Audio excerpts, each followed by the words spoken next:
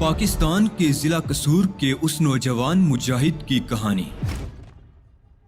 جس نے اسرائیل کی سرحدوں کو ہلا کر رکھ دیا۔ اسلام کی بقا کی جنگ لڑنے والے اس مجاہد کی طویل داستان سننے سے پہلے چینل کو سبسکرائب کیجیے تاکہ کہانی کی تمام ترقصات آپ تک ہمیشہ پہنچتی رہیں۔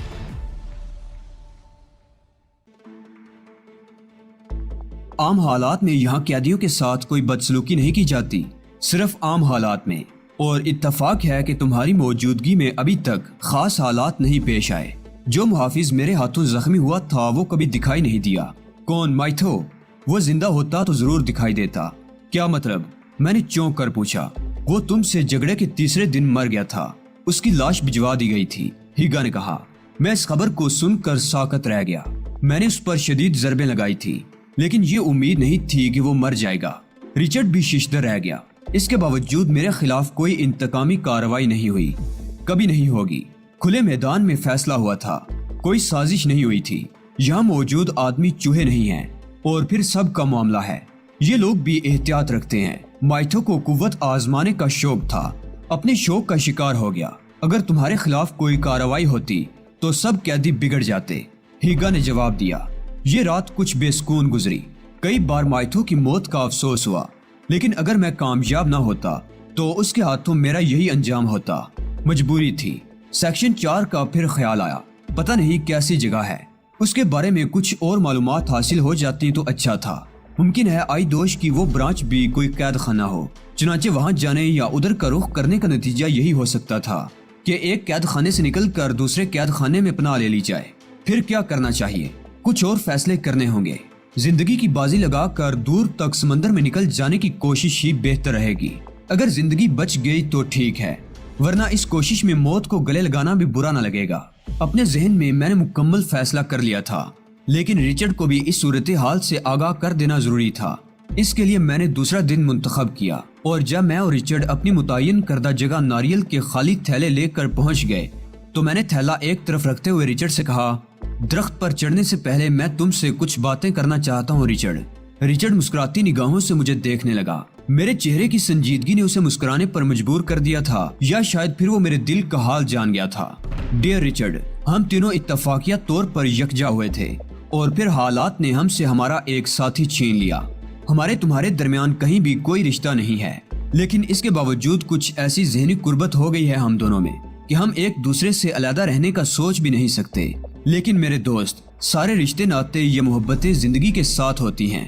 میں بارہا تم سے اس موضوع پر گفتگو کر چکا ہوں، اور ہمیشہ تمہیں اپنا ساتھ دینے میں ثابت قدم پایا ہے، لیکن آخری بار تم سے یہ الفاظ کہہ کر اپنے دل کو مطمئن کرنا چاہتا ہوں۔ کہو ماسٹر، مجھے کوئی اعتراض نہیں ہے۔ دیکھو رچرڈ، میں کسی قیمت پر اب یہاں قید نہیں رہ سکتا۔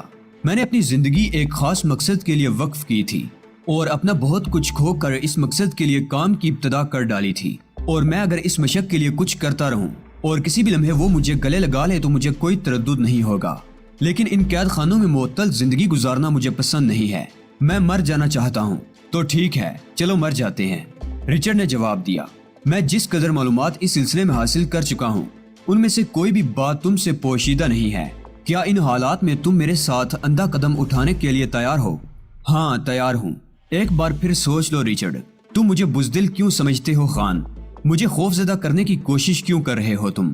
یہ کیوں سوچتے ہو کہ صرف تم کر سکتے ہو، میں نہیں کر سکتا؟ وہ تو ٹھیک ہے، لیکن کچھ نہیں۔ اگر تم خود مجھے اپنے ساتھ رکھنے میں کچھ الجھن محسوس کر رہے ہو تو میں تمہارے پیچھے نہیں آؤں گا۔ ہر شخص کی اپنی اپنی زندگی ہوتی ہے۔ بعض اوقات کوئی کسی سے انتہائی ذہنی قربت رکھنے کے باوجود اسے اپنے آپ پر مسلط رکھنا پسند نہیں کرتا۔ اگر ایسی کوئی بات ہے تو میں تمہیں مجبور نہیں کروں گا۔ تم اپنے طور پر جو کچھ کر سکتے ہو کرو، میں جو کچھ مناسب سمجھوں گا وہ کروں گا۔ رچرڈ، برائے کرم میرے ان الفاظ کا برا نہ مانو۔ یار، کیسے برا نہ مانوں؟ کتنی بار تم سے کہہ چکا ہوں کہ میں ہر قدم پر تمہارے ساتھ ہوں، غلط ہو یا صحیح، جو تم کرو میں بھی کر سکتا ہوں۔ یہ کوئی ایسی بات نہیں ہے جس پر تم تردد کا اظہار کرو۔ تو ٹھیک ہے، اس کے بعد میں اس موضوع پر تم سے گفتگو نہیں کروں گا۔ میں نے اپنے طور پر ایک منصوبہ ترتیب دے لیا ہے، اور اس پر مکمل طور پر عمل کرنے کی کوشش کروں گا۔ کیا منصوبہ ہے؟ رچرڈ نے پوچھا۔ میں آج ہی سے ناریل کے کھوکھلے تنوں کی کشتی بنانا شروع کروں گا، ایک ایسی کشتی جو صرف ہمیں اس جزیرے سے دور لے جائے۔ रिचर्ड ने ताज्जुब से मुझे देखते हुए कहा, हाँ, इसका नक्शा यूं समझ लो। मैंने उसे जमीन पर कश्ती का नक्शा बनाकर दिखाया। नारियल के दरख्तों के अलावा यहाँ चौड़े तने वाले बेशुमार दरख्त भी बिखरे हुए थे। ये दरख्त खुदरो थे और यहाँ इनका कोई मसरफ नहीं था। मैंने रिचर्ड से कहा कि मैं एक दरख्त मुंतखब करके उसके तने को दरमियान से काट लूंगा और फिर उसमें एक ऐसा खोल बनाऊंगा जिसमें हम बआसानी लेट सकें। उस खोल के ऊपर लकड़ी के 2 ऐसे हुक लगाए जाएंगे जो हमारे जिस्मों को समंदर में गिरने से महफूज रख सकें, और इसके बाद हम उन तनों के जरिए समंदर में उतर जाएंगे। रिचर्ड ने मेरी बात से इत्तफाक करते हुए कहा, मगर इसमें मामूली मेहनत दरकार नहीं होगी। मेरा ख्याल है बहुत ज्यादा मेहनत की भी जरूरत नहीं पड़ेगी। हम किसी बड़े और तनावर दरख्त को नहीं काटेंगे, बल्कि तुमने देखा होगा कि यहाँ कुछ कटे हुए दरख्त भी मौजूद हैं। उन्हें बेतरतीबी से काट दिया गया है और उनके तने जमीन में रह गए हैं। अगर हम ऐसे ही किसी दरख्त का इंतखाब कर लें जिसमें 2 कश्तियां निकल सकें तो क्या हर्ज है। इतने चौड़े तने का कोई दरख्त नहीं है कि उसकी एक कश्ती बनाई जा सके। अगर हम दरख्तों के तनों को बाकायदा तराश खराश कर कश्ती बनाने की कोशिश करें तो इसमें हमें इसलिए कामयाबी नहीं होगी कि हमारे पास औजार नहीं है। नारियल काटने की ये छोटी छोटी कुल्हाड़ियां हमारा इतना साथ नहीं दे सकती। बेशुमार चीजें दरकार होती हैं कश्ती बनाने के लिए, लेकिन अगर हम इन तनों को खोखला करके इनके अंदर सिर्फ अपने जिस्मों को छुपाने का बंदोबस्त कर लें तो मेरा ख्याल है कि ये हमें यहाँ से दूर ले जाने में मुआवन साबित हो सकते हैं। रिचर्ड ने आंखें बंद करके मुस्कुराते हुए कहा, मुझे तुम्हारी इस तजवीज से इत्तफाक है। वाकई इससे ज्यादा हम इस सिलसिले में और कुछ नहीं कर सकते। ना सही एक कश्ती, 2 कश्तियां सही, हम दोनों उन्हीं कश्तियों से फरार होने की कोशिश करेंगे। इसके अलावा एक लंबी कश्ती इन चट्टानों में खतरनाक भी हो सकती है, जबकि 2 छोटी कश्तियां कम जगह घेरने की वजह से मौजूद रहेंगी। इस सिलसिले में आज ही से काम शुरू कर देना चाहिए। पहले नारियल के थैले भर लें, इसके बाद इस काम का आगाज कर देंगे। रिचर्ड ने कहा, मैं पूरी मुस्तैदी से अपने मुंतखब करदा एक दरख्त पर चढ़ गया। आज हमने तेजी से काम किया था और जरा सी देर में नारियल के थैले भर लिए गए। इसके बाद आधे घंटे तक हम अपने मतलूबा तनों की तलाश में मारे मारे फिरते रहे। बिलाखिर हमने एक खुश्क और मजबूत तने का इंतखाब कर लिया।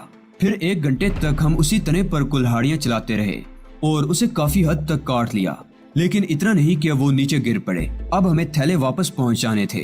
नए थैले लाने के बाद हमने फिर बड़ी जांफिशानी से थैले भर लिए और इतने वक्त में भर लिए कि इसके बाद हमें तकरीबन 2 घंटे मिल जाएं। इन 2 घंटों में हमने उस दरख्त के तने को अपनी जरूरत के मुताबिक अलहदा कर लिया था और फिर उसे झाड़ियों में छुपाने में हमें ज्यादा दिक्कत पेश नहीं आई। तीसरी और आखिरी बार जब हम नारियल के थैले लेकर वापस चले तो दरख्त के तने के 2 इतने बड़े टुकड़े हो चुके थे कि उनके दरमियान खला पैदा करके कश्ती बना सकें। आज का काम वाकई बड़ी मेहनत और तुंदही से किया गया था। हमारे जिस्म थकन से चूर हो गए थे। भर तोड़ आखिरी थैले पहुंचाने के बाद हम आराम करने बैठ गए। कोई खास बात नहीं हुई, मामूलात हमेशा की मानी थे। रात को लेटे तो फौरन नींद आ गई, चूंकि जिस्म जरूरत से ज्यादा थक चुके थे। एक पुरसकून नींद सोने के बाद सुबह को तबीयत बशाश थी, खास तौर से इस तस्वुर के साथ कि अब हमने फरार के अमल का आगाज कर दिया है। दूसरा दिन भी हस्बे मामूल ऐसा ही रहा।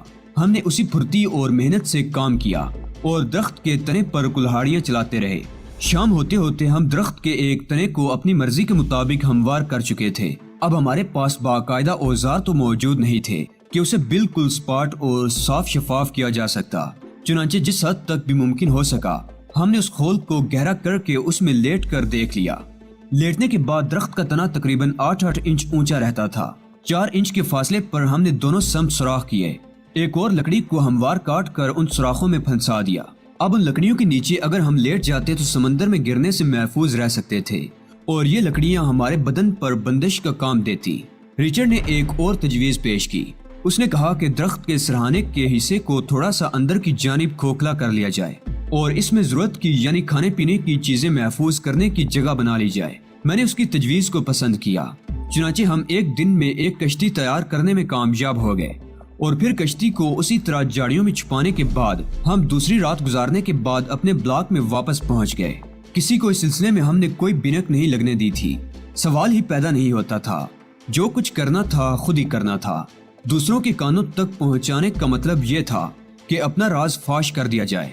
उसके साथ साथ हमने उसी दिन से एक और काम शुरू कर दिया, यानी अपनी खुराक में से ऐसी चीजों की बचत जो ज्यादा देर तक महफूज रह सकती थी। थोड़ा खाकर हम कुछ दिनों में इतनी खाने पीने की चीजें बचा लेना चाहते थे कि हमारे सफर में काम आए। बाकी इस सिलसिले में और कुछ नहीं कहा जा सकता था کیونکہ آگے تقدیر کا کھیل شروع ہونا تھا۔ ہمارے اس پروگرام میں کون سی چیز رکھنا انداز ہوگی اس بارے میں کوئی اندازہ نہیں لگایا جا سکتا تھا۔ بہرطور یہ کام تقریباً 1.5 ہفتے تک جاری رہا۔ کشتیاں تو ہم اول دنوں میں ہی تیار کر چکے تھے اور ان میں اپنی ضرورت کا تمام سامان حسب توفیق مہیا کر چکے تھے۔ ناریل کے پتوں سے ایسی رسی بڑھ لی گئی تھی جو کسی ضرورت پر ہمارے کام آ سکے۔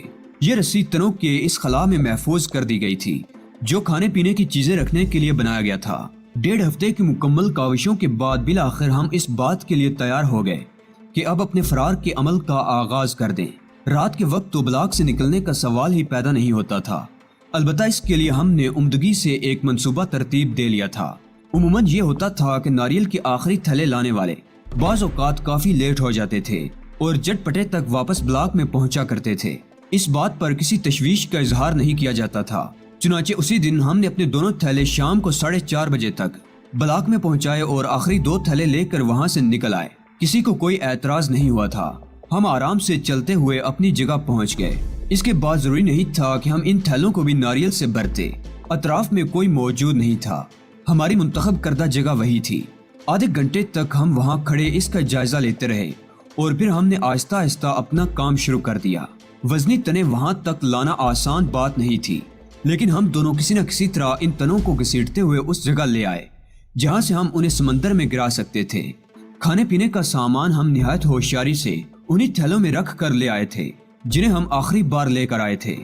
ان تھیلوں کو بھی اپنے ساتھ رکھ لینا ہم نے مناسب سمجھا تھا اور انہیں تنے میں محفوظ کر لیا تھا۔ دوسرے تنے کو وہاں تک لاتے لاتے شام کی سیاہی پھیل گئی تھی۔ یہ دونوں تنے ہم نے چٹانوں پر اس جگہ رکھ لیے تھے جہاں ان میں بیٹھنے کے بعد ہم اپنے بدن میں ذرا سی جنبش سے انہیں نیچے گرا سکتے تھے۔ کھانے پینے کا سامان بھی محفوظ کر لیا گیا اور اس کے بعد ہم ایک دوسرے کو خدا حافظ کہہ کر درختوں کے تنے میں لیٹ گئے۔ ہم نے لکڑیاں اپنے جسموں کے اوپر فٹ کر لی۔ تمام چیزیں معمول کے مطابق تھی۔ اب صرف تنوں کو احتیاط کے ساتھ نیچے گرانا تھا۔ میں نے اس سلسلے میں ریچرڈ سے طے کر لیا تھا اور منصوبے کے مطابق ہمیں تھوڑی دیر تک لہروں کا جائزہ لینے کے بعد اپنے جسموں کے وزن سے ان تنوں کو نیچے گرا دینا تھا۔ باقی سارے کھیل تقدیر کے تھے۔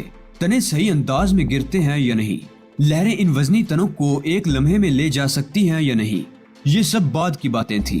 اگر تنے اس انداز میں گرے کہ ان کے کھلے ہوئے رخ نیچے چٹانوں کی سمت ہو گئے تو چٹانیں ہمیں پیس کر رکھ دیتی اور اس کے بعد سارا کھیل یہی کنارے پر ہی ختم ہو جاتا۔ اگر تقدیر یاوری کرے اور ہم صحیح انداز میں نیچے پہنچ جائیں تو پھر اس بات کے امکانات تھے کہ ہماری یہ کشتیاں ہمیں لے کر دور نکل جائیں گی۔ ہم لہروں کا تجزیہ کرتے رہے، 1 2 3 4، یہ چوتھی لہر خطرناک لہر تھی اور یہ یقینی طور پر واپس آتی تھی۔ جب یہ واپس آ کر گزر گئی اور پہلی لہر آئی تو ہم نے خدا کا نام لے کر اپنے جسموں کو نیچے کی جانب لڑکایا اور تنے جو ایسی جگہ رکھے ہوئے تھے جہاں ذرا سی جنبش سے نیچے جا سکیں، ایک ہولناک آواز کے ساتھ نیچے کی سمت چلے۔ میں نے آنکھیں بند کر لی تھی۔ اس وقت ریچرڈ کا تصور کرنا بھی حماقت کی بات تھی۔ میرے ذہن میں صرف خدا کا تصور تھا۔ کشتی نیچے پانی میں گری اور میرے بدن کو خاصی زوردار چوٹ لگی، لیکن یہ سب کچھ برداشت کرنا تھا۔ ایک لمحے کے لیے دماغ جیسے مفلوج ہو گیا تھا۔ کشتی لہروں کی گود میں بری طرح چکرا رہی تھی اور دماغ گھوم کر رہ گیا تھا۔ آنکھیں بند ہو گئی تھی۔ کچھ سمجھ میں نہیں آ رہا تھا کہ کیا ہو رہا ہے۔ نہ جانے کب تک یہ گہرائی اور بلندی کا کھیل جاری رہا۔ اس کے بعد کسی حد تک سکون محسوس ہوا تھا۔ کشتی کا رخ سیدھا ہی تھا، گویا میرے اطراف میں چاروں طرف پانی بھرا ہوا تھا۔ کشتی کے خلا میں جہاں جہاں خالی جگہ تھی وہ پانی نے پر کر دی تھی اور اس پانی کو نکالنا کسی طرح ممکن نہیں تھا۔ ریچرڈ کے بارے میں بھی کوئی اندازہ نہیں تھا کہ وہ کہاں ہے، کہاں گیا۔ وہ بھی میری طرح زندہ بچ گیا ہے یا وہی سمندری چٹانیں اسے نگل چکی ہیں۔ آسمان پر چاند طلوع ہو چکا تھا۔ سمندر کی سطح چمک رہی تھی۔ چھوٹی بڑی موجیں کشتی کو ہچکولے دے رہی تھی اور کشتی موجوں کے دوش پر پرسکون انداز میں رواں دواں تھی۔ کوئی خاص جھٹکے بھی محسوس نہیں ہو رہے تھے۔ میں نے گردن اٹھا کر دیکھنے کی کوشش کی لیکن اس میں کامیاب نہ ہو سکا کیونکہ اوپر لگی ہوئی مضبوط لکڑیاں میرے بدن کے گرد تھی۔ تھوڑی دیر تک میں اسی طرح لیٹا رہا۔ مجھے خوف تھا کہ کہیں اٹھنے کی کوشش کشتی کو ڈگمگا نہ دے، اسی لیے بہتر تھا کہ جس طرح پڑا ہوں پڑا رہوں۔ کسی جھگڑے میں پڑنے سے کچھ حاصل نہ تھا۔ یہ چھوٹی چھوٹی کشتیاں جنہیں ڈونگیاں کہنا زیادہ مناسب ہوگا، طویل ترین سمندری سفر کے لیے نہایت مضحکہ خیز چیزیں تھیں اور شاید دنیا کی تاریخ میں کسی خطرناک ترین مہم جو نے بھی ایسا مضحکہ خیز کارنامہ انجام دینے کی کوشش نہ کی ہو، لیکن یہ جس طرح ہماری معاون ثابت ہوئی تھی اس کا تصور بھی نہیں کیا جا سکتا تھا۔ ابتدائی ہولناک لمحات سے گزرنے کے بعد جب سکون کے لمحات میسر ہوئے تو سب سے پہلی کوشش میں نے اپنے یار وفا رچرڈ کو دیکھنے کے لیے کی، اور یہ دیکھ کر میری مسرت کی انتہا نہ رہی کہ رچرڈ کی ڈونگی میری ڈونگی سے زیادہ دور نہیں تھی اور وہ بھی میری مانند پرسکون تھا۔ میں نے چیخ چیخ کر رچرڈ کو آوازیں دینے کی کوشش کی، لیکن لہروں کے شور میں یہ ناممکن تھا کہ رچرڈ میری آواز سن لے۔ چنانچہ تھوڑی دیر حلق پھاڑنے کے بعد میں خاموش ہو گیا۔ ممکن ہے کہ میری طرح رچرڈ بھی یہ کوشش کر کے خاموش ہو چکا ہو۔ رات بھر یہ سفر خوش اسلوبی سے جاری رہا۔ صبح 6 بجے سورج افق پر نمودار ہوا۔ ہم اگرچہ ساحل تو نہ دیکھ سکتے تھے، لیکن ہمیں یقین تھا کہ ہم اس خونی جزیرے سے بہت دور نکل آئے ہیں۔ اس ابتدائی کامیابی کے احساس نے رواں رواں خوش کر دیا تھا۔ رات بھر ایک ہی انداز میں لیٹے لیٹے کمر تختہ ہو کر رہ گئی تھی، اس لیے سوچا کہ کیوں نہ اٹھ کر بیٹھ جاؤں۔ بھوک بھی لگ رہی تھی۔ لہروں کی الٹ پلٹ نے معدے کے کام کرنے کی رفتار تیز کر دی تھی، اس لیے جو کچھ پیٹ میں تھا ہضم ہو چکا تھا۔ میں نے بدن سنبھال کر قریب کی رکاوٹ ہٹائی اور اٹھ کر بیٹھ گیا۔ اس میں کوئی دقت نہیں ہوئی تھی۔ 2-3 بار چیخ کر رچرڈ کو آواز دی۔ میں اسے مشورہ دینا چاہتا تھا کہ وہ بھی میری طرح اٹھ کر بیٹھ جائے، لیکن اس نے اب بھی میری آواز نہیں سنی تھی۔ ٹھیک ہے، اسے خود ہی عقل آئے گی تو کچھ کرے گا۔ میں نے خوراک کے پیکٹ سے بہت تھوڑی سی خوراک نکالی اور پیکٹ پوری احتیاط سے اس کی جگہ رکھ دیا۔ کھانا شروع کیا تو معدے کا بونچال ختم ہونے لگا۔ ساتھ ساتھ میری نگاہ رچرڈ کی ڈونگی کی طرف بھی اٹھ جاتی تھی۔ میں نے سوچا کہ کسی طرح اگر ناریل کے پتوں سے بنا ہوا رسا پھینک کر دونوں کشتیاں ایک دوسرے سے باندھ لی جائیں تو ہم بات چیت بھی کر سکتے ہیں، لیکن یہ کوشش بھی آسان نہیں تھی۔ دفعتاً میں نے محسوس کیا جیسے عقب سے کوئی سایہ سا ابھرا ہو۔ میں نے پھرتی سے گردن گھمائی تو ایک لمحہ تو کچھ سمجھ میں ہی نہ آیا، لیکن جب بات سمجھ میں آئی تو بہت دیر ہو چکی تھی۔ یہ میری ڈونگی کا پچھلا حصہ تھا جو میرے اٹھ کر بیٹھ جانے سے بلند ہو گیا تھا، اور اس سے قبل کہ میں توازن برابر کرنے کی کوشش کرتا، ڈونگی پیچھے سے بلند ہو کر الٹ گئی۔ میرے حلق سے چیخ نکل گئی، لیکن یہ چیخ میری کوئی مدد نہیں کر سکتی تھی۔ ڈونگی الٹ چکی تھی۔ چونکہ دوسری لکڑی ابھی میرے نچلے بدن پر تھی، اس لیے میں الٹا ہونے کے باوجود سمندر میں نہیں گرا تھا اور ڈونگی میں الٹا لٹکا ہوا تھا۔ اس طرح الٹا لٹکے لٹکے میں کچھ نہیں کر سکتا تھا۔ پانی میری ناک اور منہ میں بھر رہا تھا۔ میں بے اختیار اپنے ہاتھوں کو چلانے لگا، لیکن اس جدوجہد میں کوئی کامیابی نہیں ہوئی۔ پھر ایک ترکیب ذہن میں آئی، کسی طرح یہ دوسری لکڑی بھی نکال لوں اور پھر پانی میں داخل ہو کر کشتی کو سیدھا کرنے کی کوشش کروں۔ بڑی مشکل سے بدن کو اٹھا کر لکڑی کو نکالا۔ پہلے نکالی ہوئی لکڑی کشتی سے گر چکی تھی۔ خوراک بھی اگر محفوظ خانے میں نہ ہوتی تو میں اس سے بھی محروم ہو گیا ہوتا۔ پھر شانوں کی پوری قوت صرف کر کے کشتی کو سیدھا کرنے کی کوشش کرتا رہا۔ شدید جدوجہد کے بعد اس میں کامیاب ہو سکا۔ کئی بار کشتی کے کنارے میرے ہاتھوں سے چھوٹتے چھوٹتے بچے تھے۔ پانی کے ایک بلبلے نے میری مدد کی، ورنہ شاید میں صرف اپنے بدن کی قوت سے یہ کام انجام نہ دے سکتا۔ غلطی میری تھی۔ ایک طرف بیٹھ کر کشتی کے دوسرے رخ کو بھول گیا تھا۔ میں دوبارہ کشتی پر چڑھا اور پیروں والی لکڑی دوبارہ لگا لی۔ دوسری لکڑی میرے ہاتھ سے چھوٹ کر دور نکل گئی تھی اور اب اسے پکڑنا ممکن نہیں تھا۔ اس خوفناک حادثے نے محتاط کر دیا۔ یہ سفر اتنا آسان نہیں ہے جتنا تصور کر لیا گیا ہے۔ ایک ایک لمحہ احتیاط کرنی ہوگی۔ کشتی میں لیٹ کر گہری گہری سانسیں لیتا رہا۔ پھر میں نے گردن اٹھا کر رچرڈ کو دیکھا۔ وہ مجھ سے زیادہ عقل مند تھا۔ اس نے کشتی میں اٹھ کر بیٹھنے کی کوشش نہیں کی تھی، جبکہ تھوڑا سا سرک کر گردن کنارے پر رکھ دی تھی، اور اب وہ کچھ کھا رہا تھا۔ میں نے بھی اس کی طرف گردن اٹھا لی۔